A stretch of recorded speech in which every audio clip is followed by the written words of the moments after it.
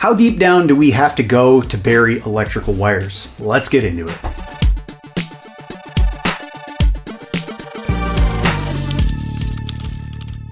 If an electrician is asked how deep they need to bury something, the electrician needs to know that there's a lot of follow-up questions. You know, it's like, well, if this and this over here and this, then our depth is this. So it's not a straightforward answer. So if you're doing your own electrical work and you're not an electrician, the truth is you need to have an electrician answer this question for you, because there's a lot for us to even know, and we have to figure things out before we can give an answer to this. First and foremost, this whole issue of what a conduit is versus a raceway versus a pipe versus a wireway. We need to talk about this for a second. So a conduit is what we term something that we run conductors through.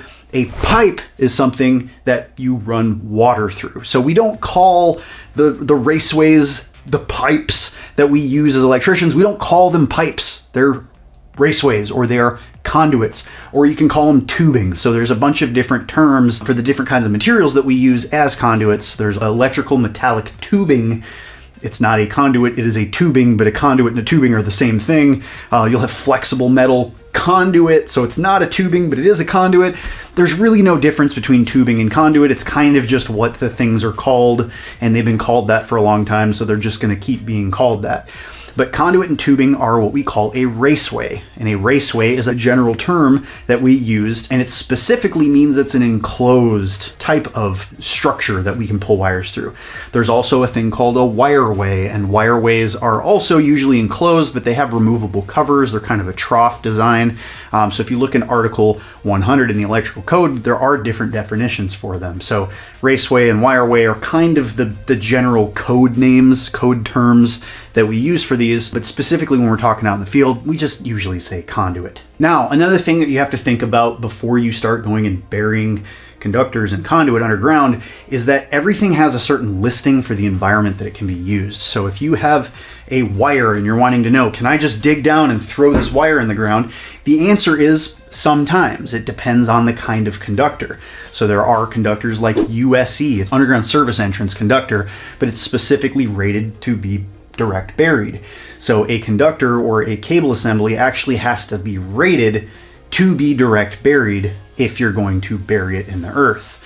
And then conduits. There are conduits that you can use underground and some that you can't use, but they have to have that listing or that rating to be used underground. So very commonly when we run stuff underground, we use PVC, because either Schedule 40, which is kind of thin-walled PVC, or Schedule 80, which is a lot thicker, a lot more stout, they are rated to be used underground in direct contact with the earth. If you were to take EMT, which is electrical metallic tubing, that stuff can corrode a lot quicker, so we don't bury EMT, although in the 2023 National Electrical Code, they did make mention that as long as you have specific fittings that are rated to be direct buried, you can put EMT underground. You just have to understand that the material that conduit is made out of and the earth it's a very corrosive kind of environment. You can have leaking where water gets inside of the conduit, so it's just not a good environment. So most of us still just don't put EMT into the ground, but they do have rigid metal conduit and IMC, intermediate metal conduit, that are a lot more rigid. They're designed to be direct buried. And the reasons why we're really careful about what we direct bury and what we don't, or what kind of things we put underground, is that with compaction, with things driving over the top of something, you could pierce into a certain kind of conduit or tubing with rocks. So you have to be really careful with what you fill, what kind of fill material you're putting in after you've put a conduit in the ground and you backfill it. You don't want to just go dump these huge rocks back in. You specifically don't want to do that, because if you have something that's kind of soft, a huge jagged rock could all of a sudden crush that thing underground, and now you have a short, and on a 300-foot wire, you're going to be like, well, where is it? You got to dig the whole entire thing back up to try to find it, unless you're good with a line locator. But that's a different story for a different day. So, be really careful about what you're putting in the ground. If you're going to put a wire directly, make sure it's rated for direct burial, and don't do it otherwise. Put it in a conduit, but even the conduit that you choose, you have to make sure that it's listed to be used underground, because there are conduits that you just can't do that with, because the earth will literally destroy it, or the changing temperatures, getting hot, getting cold, going to freezing, that could damage something. You can get water in it, or you could just crush it from compaction from something driving over it. So we've got a whole bunch of ENT right here, which is electrical non-metallic tubing. So ENT, a lot of people call this Smurf tube because generally we've just been using the blue for a long time. ABB sent this to me. This is Carlon ENT by ABB. But if you use blue boxes for construction, most of them say Carlon on the inside. Same company, they also make ENT.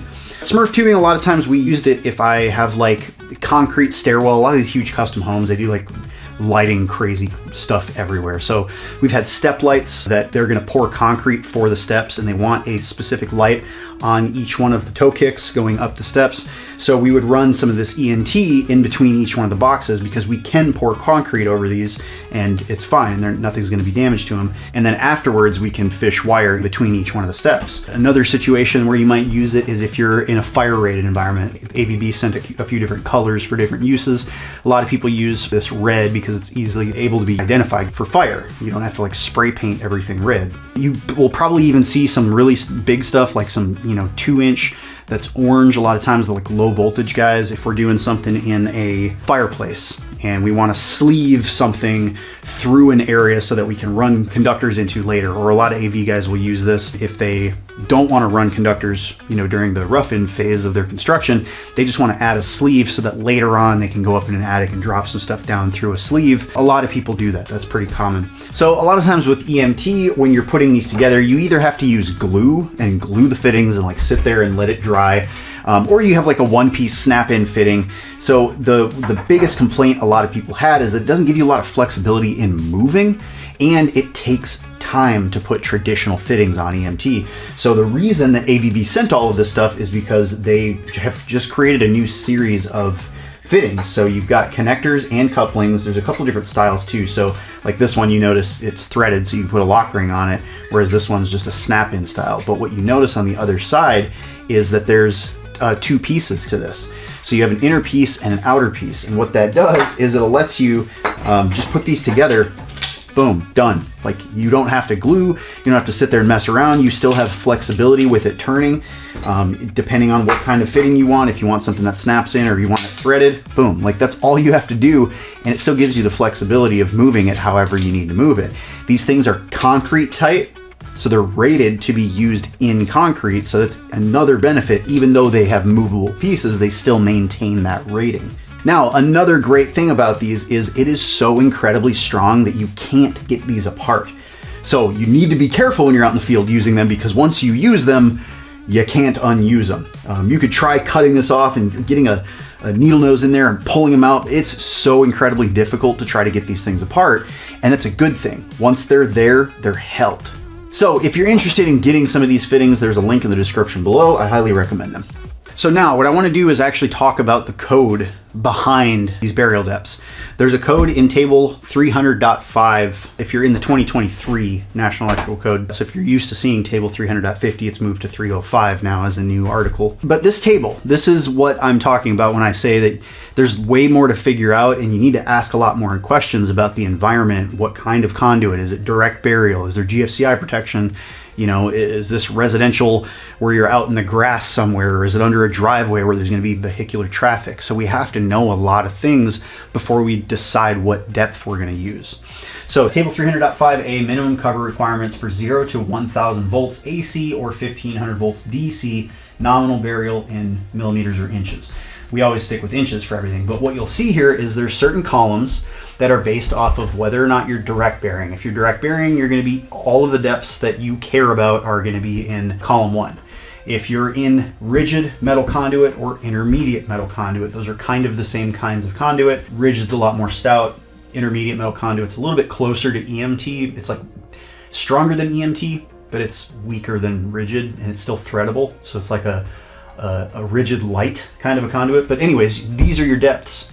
These are different situations within that kind of a conduit that's getting buried that you have to look at what applies to you. But then, EMT, or if you have any non-metallic raceways that are listed for direct burial without concrete encasement. So that's another thing. You can have concrete encasement, and that's a lot more stout. It's a lot less likely that something is going to get damaged. So in here, you'll see there's like, if you have a trench and your conduit is going below 2 inches thick of concrete, these are your depths, because the whole idea is like if somebody's digging with a shovel and they hit the conductors, boom, they're going to blow up the conductors, right? So you have to make sure that you have certain protections. So if you have concrete that you pour like a 2-inch slab of concrete above the conductors, well, a shovel's not going to pierce through concrete, right? You could even have a backhoe when you're digging and they're going to hit concrete. So it's a lot safer, so you don't have to go down as deep if you have that kind of protection over the top of it. So some of the other ones, we had like residential branch circuits that are 120 volts or less, and they have GFCI protection. If that's the case, this is your column. And then there's like control circuits for irrigation and landscape lighting for that final column. Now the rows inside of here are kind of specific locations or specific situations. So if we have direct burial conductors, and we're not in one of these very specific situations, the default is 24 inches.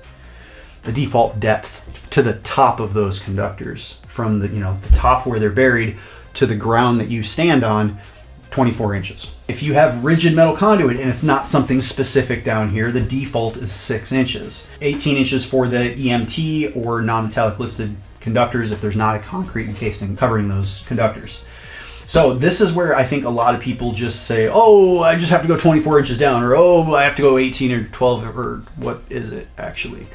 A lot of people just think the default. But you do need to look at these very specific situations because they're kind of common situations. So if you're going, this says under a building, there's some specific cable types that you can use. If you're under a minimum of 4 inches thick of concrete, exterior slab with no vehicular traffic, and the slab extends not more than 6 inches beyond the underground installation, you have a little bit smaller burial depths than whatever our standard 24 is there. And where we had 6 inches for our rigid, we have 4 inches because, again, there's like an added layer of protection above this conduit that it's not as easily going to get damaged. If you're under streets, highways, roads, alleys, driveways, all that kind of stuff, you got 24 inches right across the board. So in a situation where you have a lot of compaction from vehicles and weight pushing down on stuff, you want to make sure that you're deeper down. The whole point of this is to make sure that the conductors or the conduits that you run are not getting damaged. You don't want some sharp rocks puncturing something because a truck keeps driving over the top of it. So 24 inches is your default. 1 and 2 family dwelling driveways and outdoor parking areas, and used for only dwelling related purposes. The meaning behind that is an 18-wheeler is not coming into a residential property, right? So like an 18-wheeler driving over something is going to really compact that soil compared to like your Honda Del Sol that weighs like 1,200 pounds, or your motorcycle or whatever. So you got certain depths for those. And then in or under airport runways, including adjacent areas where trespassing is prohibited, you have certain burial depths. So this is the table that we electricians use out in the field to figure out how deep do we need to go. So the first thing that you need to do when you're out in the field is look at the environment and be like, okay, is there anywhere vehicles are gonna like run this over, and not even run it over, are gonna drive over the soil that's compacting this thing underground? That's the first and foremost thing that I would check. Is there going to be any concrete over this stuff? Can I even hit my depth? So like Central Texas, it is kind of like limestone. The entire center of the state is one gigantic rock, and that rock's about 6 inches under the soil. So it's really hard to dig. A lot of people don't have pools in Central Texas because to try to get a rock hammer to try to like dig out a pool, damn near impossible.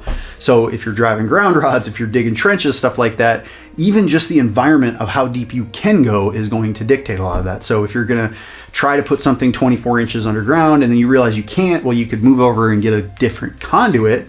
You could get rigid metal conduit, and now you're in a different column that has higher burial depths than you were currently at. So it's all about what is going to happen to that conduit. That's why it's not very easy to answer this question without consulting this table. Now, one thing that I tell every single electrician out there when you're reading code, if you have a table, check for notes. If there's notes, read every single note and understand the notes, because they are there for a reason. They're not just like some extra ancillary thing that doesn't apply to you. Often they have very specific things that you have to know, or else you're going to still fail your inspection, or you're going to do something wrong. So down here, one of the things it says is a lesser depth shall be permitted where specified in the installation instructions of a listed low voltage lighting system. Well, dude, if you're out there putting low voltage lighting in and you didn't read that and you're just going off of all of these things, you probably didn't have to dig a 24-inch trench. Like it's little notes like that that matter. So the next thing, a depth of 6 inches shall be permitted for pool, spa, fountain lighting installed in non-metallic raceway, limited to not more than 30 volts. We're part of a listed low voltage lighting assembly. Again, lower voltage, lower risk that people are going to get hurt. So they have a little bit different rules that allow you to get away with that. That's why a lot of these depths for the irrigation and landscape lighting are lesser depths. The next one, Cover shall be defined as the shortest distance measured between a point on the top surface of any direct buried conductor, cable, conduit, or other raceway, and on the top surface of finished grade conduit or similar cover. When you say like, oh, okay, we have to hit 24 inches, this is what the thing says here. That means you need to dig down more than 24 inches, put your conduit inside of it, or all of the different conduits that you're running, and you need to put 24 inches of cover over that conduit to whatever the grade is that you're standing on. So this is the minimum cover requirements. This is how much soil needs to be above your conduit, and this is a minimum, right? Minimum cover requirements. So that means you could go 30 inches and bury something as long as you have at least 24 for whatever your situation, you know, let's just say 24 in this case. You have to have 24 inches of cover. That's super important to know. It does say in here in note number 3, lesser depth shall be permitted where cables and conductors rise for terminations or splices or where access is otherwise required.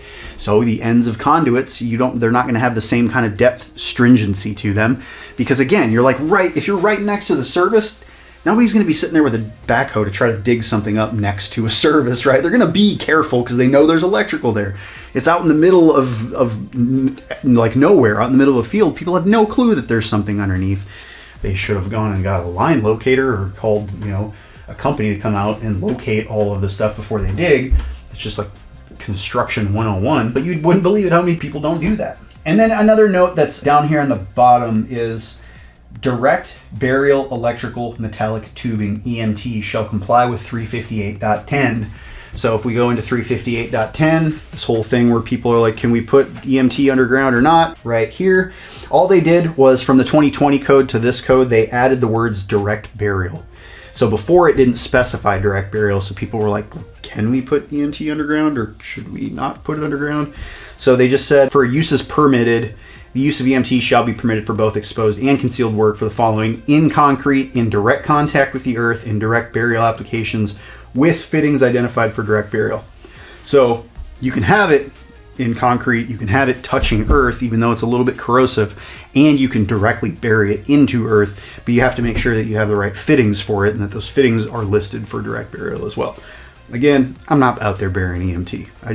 I'm not going to do it. I don't want to. It's, over the years, the number of EMT conduits that I've had underground that are just corroded to crap in the middle of a parking lot, and you got parking lot lights that don't work because some junction box is just rotted out because it's not even just the EMT conduits they use, but the actual box that they use, the whole bottom's just rusted and rotted out.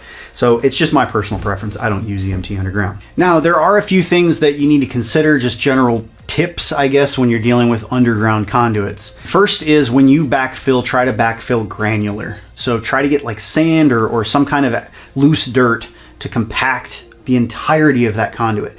You don't want these huge gaps where there's no compaction at all, because when water gets into a trench, those things can float. Also, if something drives over the top of it and you've got these huge rocks and like huge air gaps, a lot of stuff can move down in there. So you want to make sure that your stuff is installed securely in place, and the place that it is the only place it's going to be. It's not going to move around a lot. Code ref for that, for those of you that are interested, 300.5F. So it says backfill. Backfill that contains large rocks, paving materials, cinders, large or sharply angulared substances, or corrosive material shall not be placed in an excavation where materials might damage raceways, cables, conductors, or other substructures, or prevent adequate compaction of the fill, or contribute to corrosion of the raceways, cables, and other substructures. It goes on to say, where necessary to prevent physical damage to the raceway, cable, or conductor, protection shall be provided in the form of a granular or selected material, suitable running boards, suitable sleeves, or other approved means. So, backfill super important. Next thing, I would make sure that you clean the bottom of your trench out. A lot of times I will over dig so that I don't have to clean the bottom of the trench out. If I have a 24-inch depth of cover that I have to achieve, I'll just dig a 30-inch trench. That way I don't have to worry about like going through and cleaning everything out, making sure that I have the perfect flat surface. I will go through with a trenching shovel and try to make sure that I've got everything at a level point, so I don't have all these crazy like areas where it's rising up really high and then really low again, so that my conduit doesn't sit at a constant level. So over dig is absolutely okay. Again, code is minimums, so these are the minimum cover requirements that you have to have. But if you dig a little bit deeper, you don't really have to clean out as much. Just make sure that you've got something level, everything's at the same level. All right, next thing is make sure that you are flagging your underground runs. Now, you don't have to do this for every single one of them. I think it's smart to do it anyways. If you have a conduit that's right here, you know, bottom of your trench is here, conduit's laying right on top of it, and you've got all this fill above it. Well, if someone starts digging with a backhoe, they might not know that there's a line down there. So that it's gonna damage a lot of things. So we usually put flagging tape above the conduit so that if a backhoe's digging down there, it pulls up a flag and everyone's like, whoa, whoa, whoa, whoa, whoa, there's something down here. So it's really smart to do. It's specifically called out for service conductors. Looking again in 300.5, if we go up to number 3, service conductors. Underground service conductors that are not encased in concrete and that are buried 18 inches or more below grade shall have their location identified by a warning ribbon that is placed in the trench at least 12 inches above the underground installation. So from where the top of your conduit is, 12 inches of cover, throw a flag down, and then finish filling that trench. And that's gonna save broken conduits and destroyed services and emergency calls later. And then the last thing that I have as advice for you young cats out there is when you are running conduit underground, always pull a string through the conduit. Oftentimes, if we're doing like a service or something like that, and we're talking like 4/0 conductors or like 250, 300 kc mil conductors, that stuff's heavy. And so a lot of times we have to pull in a mule tape, which is a really, really like wide, thick string, I guess you could say. It's meant to hold like 2,500 pounds of stuff being pulled, whereas a jet line's not. Jet line's just like little twine. But at least if you blow or suck a jet line all the way through that conduit, tie it off on both ends. Make sure you tie the living crap out of it because you don't want it sucking back down in the trench. Anytime you pull something through, tie that thing off so it doesn't come back out. But having a jet line put in first just gives you something in the conduit so that you can access it on both sides. Then typically later on we will come and take a mule tape, and a lot of the mule tapes have like measurements every foot on them or every certain distance, and that gives you the length of what the trench is, so you know how much wire you have to order. So making sure that you put mule tape in and leave that there, again, tie the living crap out of it to something. That way it's not gonna get lost and sucked back into the conduit, because then it's lost and you're screwed. Like, good luck pulling anything into that because it's just gonna bunch up and wad up in there. But yeah, make sure that you put something in that conduit, and then when you come back later, you can use the mule tape to pull with, or you can just pull the mule tape out, pull a huge rope in. Kind of depends on how big and thick these conductors are. Don't ever just throw a bunch of conduit in and then walk away and then have to figure out later, because a lot of times what happens is like little rocks and sand and stuff get thrown down in there. A bird comes and lands on it and is like pecking, like drops a rock down in there, and now you can't get anything through the conduit. So a lot of times what I'll do is I'll pull something through to make sure I have full access to that thing, and I'll use a vacuum. Usually I'll suck a line all the way through with a vacuum, or use a fish tape if I have to. But then I will cover those conduits as best I can, just to try to keep anything out of them. If you're doing PVC stuff underground, I would make sure with your PVC conduits, follow what the plumbers do. They take primer and put primer on their conduit first on the PVC, and then they put glue and they slide them together, because the primer and the glue together actually form a weld, and it welds those things together. Where if you don't put the primer on there, it's just gluing something together, and you can actually work glue apart. But that's going to help keep a lot of the water and moisture out of your conduits as well. God knows every time we try to pull something through with a vacuum, if there's water in that pipe, good luck. Anyways, I hope you guys learned something about conduits and underground. Let me know if you have any other questions. Love you crazy people. I'll see you in the next one.